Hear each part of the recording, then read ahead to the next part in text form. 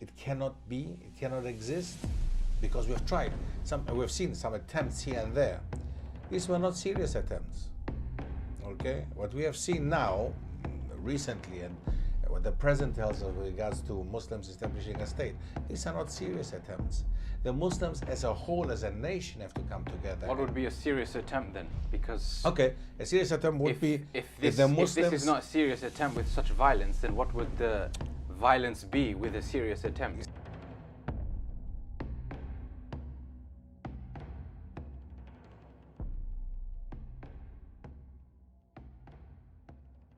So, there are people of the opinion that we need a caliphate today, that it will solve all our problems. But I think what the situation we have is already good enough. Because if you were to look at the past, at the so-called caliphates of the past, already you can see from the Umayyads, with the murder of the Prophet's grandson, you can already see it going from downhill from there, the institution of the caliphate. Full, rife with injustice, with villainy. Again, the Abbasid takeover, it was a massacre. Again, look at the Ottomans and their fratricide, etc., etc. How can such an institution full of bloodshed and injustice be put to use nowadays, in the present? Okay. Well, thank you very much again. Again, you're attacking very, very clearly here, you know, the institution of the Caliphate, the institution of Islam, basically, in that way. I'm very much aware there are some groups out there. Obviously, we have a lot of groups, also in Islam, as there are in Christianity and Judaism.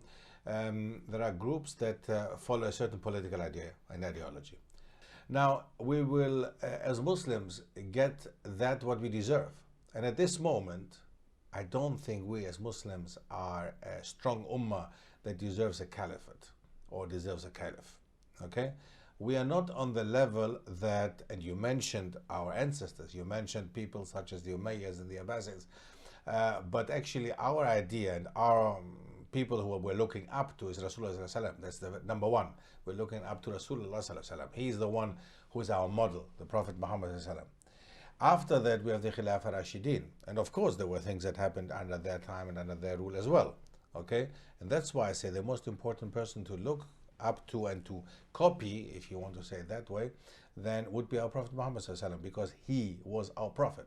And he actually lived in an Islamic state in Medina.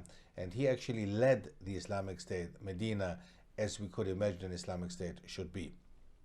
So after him, and later especially, many things happened. You mentioned the Abbasids who committed a massacre and killed the Umayyads and took the caliphate over, not with roses. Absolutely correct. Neither did the Umayyads take the caliphate over with roses. So all this stuff happened, yes. But again, we're talking about hundreds of years later. And we're talking about a certain Muslim dynasty, which again, a dynasty is not the idea that a Muslim state should not follow a dynasty, should not have a dynastical approach. So we don't have kings and queens and this stuff. So it should be the way that Rasulullah actually established the Medinan state. And this is what we're looking into. But that will just come, and that's promised to us as Muslims, when we behave as Muslims finally, and not as we're behaving now, and not as we behaved in the past. As you said correctly, many mistakes happened, many massacres happened, many issues, bloodshed, all this stuff happened. Okay? These people were exchanged also. You know, the rulers who committed massacres and atrocities were exchanged by other rulers later. Nobody lived forever, right?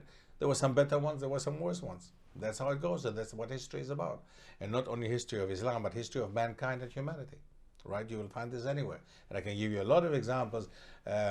This video is sponsored by the 𝗘𝗦𝗟𝗧𝗢𝗥𝗬 program.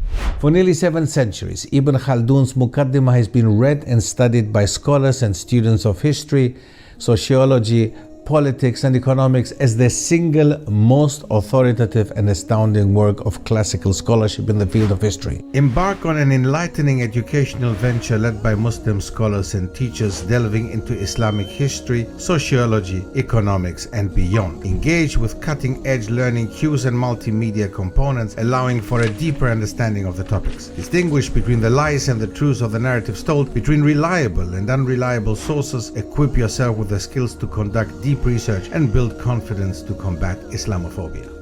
Come and strengthen your Muslim identity today. Grab the course in the video description. Other Europeans, by Europeans and Christians and so on and so on, you will find there's a lot as well. So yes, with regards to some people also say, is the Islamic State a utopia? Is this something that it cannot be, it cannot exist? Because we've tried, we've seen some attempts here and there. These were not serious attempts.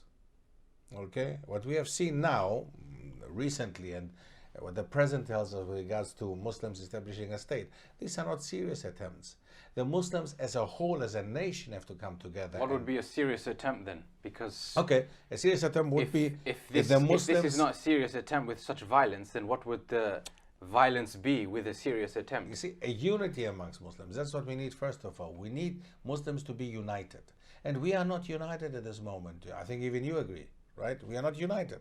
Now we have the different groups, we have the different splinters, different beliefs and ideologies within Islam even. Okay, and this is the biggest issue that we have. We have Muslims who are not even Muslims. They don't even follow Islam. Clearly, some Muslims clearly say, I don't believe in the Quran. This is not a Muslim, clearly. So we have these kind of issues as well. We have atheism in the Muslim world, we have deism in the Muslim world, believing in a God, but actually not knowing what God wants from us. You know, I've heard this in Turkey very much, for example. There are Turkish youngsters nowadays who have moved away from atheism as they used to, okay, because they see it doesn't work. The concept of atheism cannot be kept up. So now they say we are deist, meaning we believe in a God, but we do not believe that the God is like what you portray him, like Allah telling us to pray 5 times a day, giving us the Quran and all this stuff. We don't believe in that, but we do believe in a God. There is a God. So they don't negate God. And this is a very, very big belief nowadays, especially in Turkey. You'll find it a lot amongst the youngsters. Okay? So, and there, with these people, we cannot establish a caliphate. We cannot establish an Islamic state or in a Muslim ruled country. We cannot do that.